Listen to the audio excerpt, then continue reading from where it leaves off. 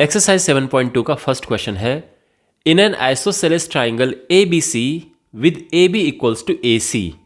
तो पहले तो एक आइसोसेलेस ट्राइंगल बना देते हैं जिसमें ए बी और ए सी इक्वल हैं।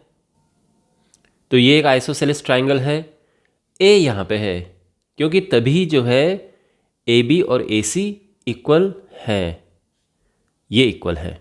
तो ए B equals to A C. ये एंगल बी और ये एंगल सी यहाँ पर है। इनके बाइसेक्टर इंटरसेक्ट करते हैं ओ पे। तो एंगल बी का हमें बाइसेक्टर बनाना है, यानी एक ऐसी लाइन जो कि इसको दो इक्वल पार्ट्स में डिवाइड करके आगे बढ़े। तो बेसिकली ये लाइन, और ऐसे ही एंगल सी का हमें बाइसेक्टर बनाना है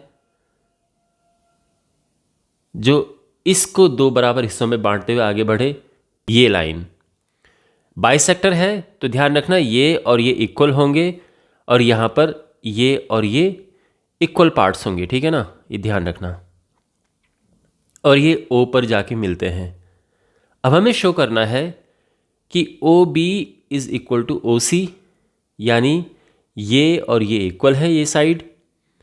और ये भी शो करना है कि अगर हम ए से ओ को ज्वाइन करते हैं तो ये इसको बाइसेक्ट करेगा, यानी जितना ये है उतना ये होगा। तो क्वेश्चन आपको पूरा अच्छे से समझ आ गया। एनीवे, ये बाद में करना है तो इसको हम अभी इरेज कर देते हैं। ऑलराइट, तो सबसे पहले ये वाला पार्ट प्रूव करते हैं।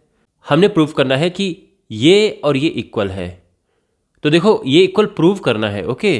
तो इक्वल है नहीं, तो बेसिकली हम यहाँ पे ऐसे कर नहीं सकते हैं। बस ये ध्यान रखो कि हमने इस साइड को और इस साइड को इक्वल प्रूव करना है।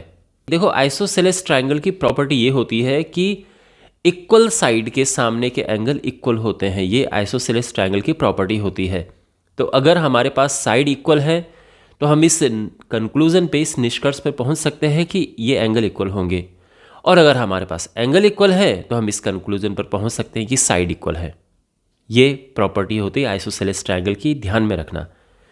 तो यहाँ पर क्या है कि अगर हम ये एंगल और ये एंगल, ये जो अंदर वाला एंगल है, ये वाला एंगल और ये वाला एंगल अगर हम इक्वल प्रूव कर दें तो फिर यहाँ पर हम ये लिख सकते हैं कि क्योंकि ये एंगल इक्वल है तो उनके सामने की साइड भी इक्वल होंगी, दैट देयरफॉर ये साइड और ये साइड इक्वल हो जाएगी।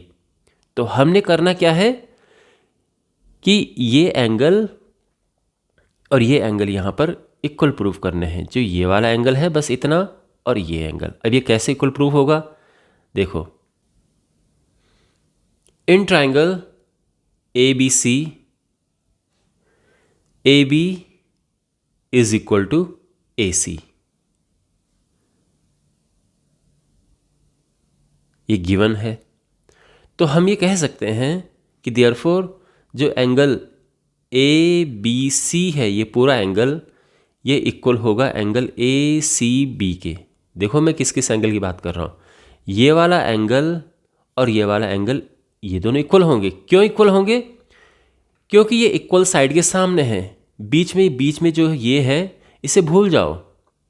यहाँ पर जो ये दोनों लाइन बनी है इसको भूल जाओ, आप केवल इस पे फोकस करो। तो आप देखो कि यहाँ पर ये साइड और ये साइड है इक्वल, तो इनके सामने के जो एंगल हैं वो भी इक्वल होंगे। तो ये एंगल और ये एंगल इक्वल हैं, इसीलिए मैंने लिखा है कि angle A B C is equal to angle A C B, ठीक है। अब दोनों साइड हम हाफ करेंगे, यानी इस एंगल का हाफ, मतलब दोनों साइड हमने हाफ से मल्टीप्लाई कर दिया है। तो दोनों साइड को हमने हाफ कर दिया।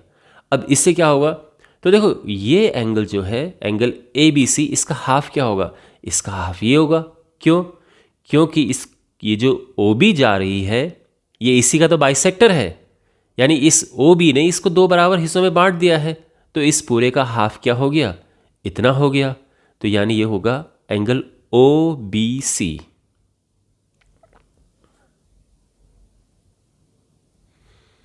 और सेम इस तरफ है कि इस एंगल का हाफ ये एंगल होगा, क्योंकि जो ओ सी है उसने इस एंगल को दो बराबर हिस्सों में बांटा, बाइसेक्ट किया। तो ये होगा एंगल ओ सी बी, ओ सी बी। हो गया, यानी अब ये एंगल और ये एंगल इक्वल प्रूफ हो चुके हैं। अब वापस से आइसोसेलेस ट्रायंगल की प्रॉपर्टी पे जाते हैं, तो क्या है कि इक्वल एंगल के सामने की साइड इक्वल होती हैं, तो therefore OB is equal to OC। Okay, sides opposite to equal angles are equal. तो इस तरह से हम ये लिखेंगे कि in a triangle sides opposite equal angles are equal. Okay, और ये प्रूफ हो चुका है, हेंस प्रूव्ड। सेकेंड पार्ट पर आते हैं। तो ये कहता है कि जो AO है वो एंगल A को बाइसेक्ट करता है। तो यहाँ पे AO ये है और ये जो है इस एंगल को बाइसेक्ट करता है, यानी हमें ये प्रूव करना है कि ये और ये इक्वल हैं। ये प्रूव करना है तो हम यहाँ पे मार्क नहीं लगाएंगे, ठीक है। बस आप ये ध्यान रखना कि ये एंगल और ये एंगल हमें इक्वल प्रूव करने हैं। ओके, अब ये कैसे इक्वल प्रूव करेंगे? तो यहाँ पर ये जो दो ट्राइंगल आपको दिख रहे हैं, ट्राइंगल ये वाला ट्राइंगल और ये वाला ट्राइंगल, इन ट्राइंगल्स को हम कॉन्ग्रुएंट प्रूव करेंगे और फिर CP/CT से इक्वल आ जाएगा। अब इन दोनों ट्राइंगल्स को कॉन्ग्रुएंट कैसे प्रूव करेंगे, कौन सा वाला इसमें कॉन्ग्रुएंसी का रूल लगेगा? तो देखो, ये साइड और ये साइड तो इक्वल है ना। आई मीन पूरा सॉल्व करने से पहले हमें एक रफली दिमाग में सॉल्व कर लेना चाहिए ताकि हम प्रॉपर तरीके से लिख पाएँ। अब ये क्यों इक्वल है? क्योंकि क्वेश्चन में लिखा है कि AB और AC इक्वल हैं, ठीक है। ये साइड और ये साइड भी इक्वल है, ये लिखा है यहाँ पे, हमने प्रूव किया है ये। और अब क्या तीसरा? तो देखो यहाँ पे दो चीज़ें आती हैं, ये वाला एंगल और ये वाला एंगल इक्वल है। भाई जिस तरह से हमने ये और ये इक्वल प्रूव किया था ना अभी थोड़ी देर पहले, तो ये और ये भी उसी तरह से एंगल इक्वल प्रूव हो जाएंगे। तो साइड एंगल साइड से ये दोनों कॉन्ग्रुएंट हो जाएंगे। और दूसरी बात ये है कि यहाँ पर ये वाली साइड कॉमन है, ध्यान से सुनो इस बात को, ये वाली साइड कॉमन है। तो यहाँ पे साइड साइड साइड रूल भी लग सकता है, यानी यहाँ पे side angle side and side side side दोनों रूल लग सकते हैं।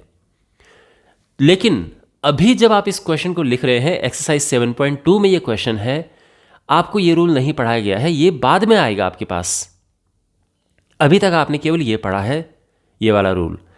7.2 कंप्लीट होने के बाद आपके पास SSS रूल है, साइड साइड साइड रूल है। ओके, लेकिन अगर ये क्वेश्चन एग्जाम में आपके पास आता है तो आप कोई भी रूल अप्लाई कर सकते हो, दोनों से ही ये कॉन्ग्रुएंट प्रूफ हो जाएगा। लेकिन अभी के लिए हम ये वाला रूल लगाएंगे, क्योंकि अभी तक ये इस क्वेश्चन तक आपने यही रूल पढ़ा है। साइड साइड साइड रूल थोड़ा आगे आएगा, वो अगली एक्सरसाइज के लिए है वो, ठीक है। लेकिन अगर फिर भी आपको साइड साइड साइड से करना हो, कोई प्रॉब्लम नहीं है, वो भी सही है। बात समझ आ गई? तो बेसिकली हम यहाँ पे साइड एंगल साइड लेके इसको कॉन्ग्रुएंट प्रूव करेंगे। ऑलराइट, इन ट्राइंगल, तो एक ट्राइंगल है OAB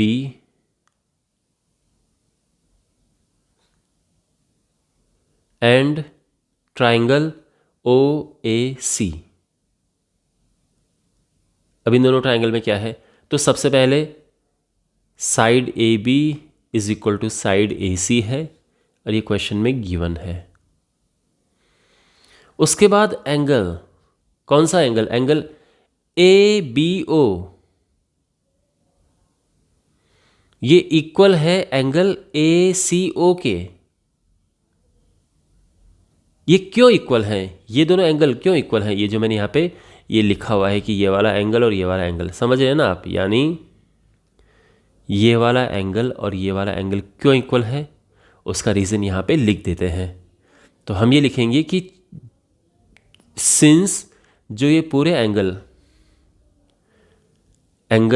ABC, जैसे हमने यहाँ पे लिखा था बिल्कुल वैसे ही, तो since ABC is equal to angle ACB, अब ये इक्वल है तो इनके हाफ भी इक्वल होंगे।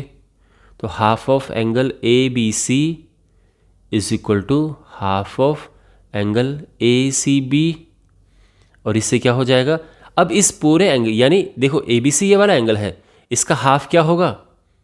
इसका हाफ इतना एंगल होगा, क्योंकि जो BO है इसको बाइसेक्ट करते हुए गई है। तो जैसे ये इसका हाफ था वैसे ये भी हाफ होगा। तो यहाँ पे ये हम लिख देंगे कि angle ABO is equal to angle ACO।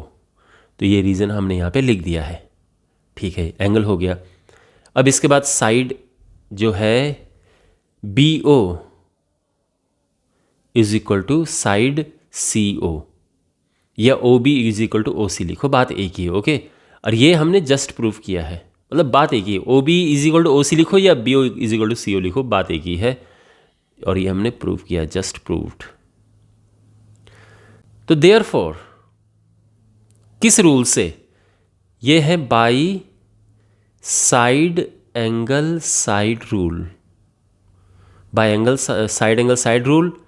ये दोनों ट्राइंगल कॉन्ग्रुएंट हो गए हैं। Triangle OAB is congruent to triangle OAC, यानी ये जो दोनों ट्राइंगल, ट्राइंगल 1 ट्राइंगल 2, OAB देखो कौन सा ट्राइंगल है, और OAC देखो कौन सा ट्राइंगल है। तो ये दोनों ट्राइंगल कॉन्ग्रुएंट प्रूव हो चुके हैं। अब इससे क्या होगा कि देखो हमें फाइनली तो ये और ये इक्वल प्रूव करने थे ना, तो हम ये कह सकते हैं कि therefore angle OAB is equal to angle OAC, और इसको हम कहते हैं simply by CPCT, by CPCT, okay. CPCT भी लिखना पर्याप्त है। उसमें क्या होता है CPCT में?